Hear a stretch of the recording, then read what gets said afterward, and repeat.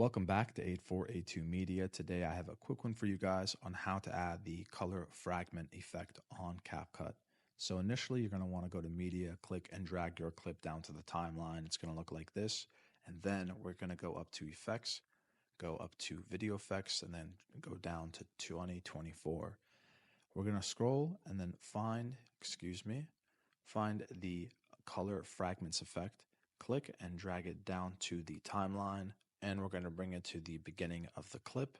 And now we're going to click and drag the end of the effect to the end of the clip. And then we're going to go to special effects, and we can mess with the filter, the strength, the size of the filter, and the speed. Usually for size, you want to keep it to the minimum for videos that are meant for Instagram Reels, YouTube Shorts, and TikToks. So let's take a look at it.